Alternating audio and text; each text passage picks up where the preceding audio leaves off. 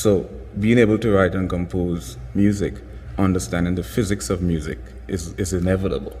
It helps you embody music as a whole far more effectively. One of the phenomena in music is octaves.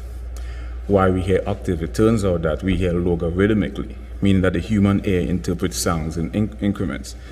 So when you hear A chord, primarily is 440 hertz. That is the number of waves that occurs per cycle. Hertz was actually named after a person. When you double the frequencies, 440 hertz, you get 880. So you have empirical, we have inferential, we have subjective, we have objective, and we have anecdotal. And the way they go about evidence is a sort of circular. Mirrored projection, some sort of mirrored manifestation of projection, or some sort of imagination of some degree. Then you have the on an infinitesimal level.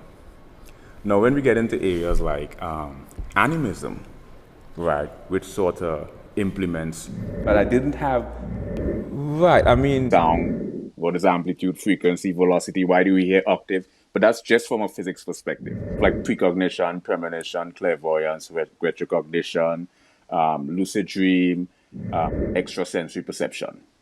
Looking cross-disciplinary, multidisciplinary, transdisciplinary, and interdisciplinary areas.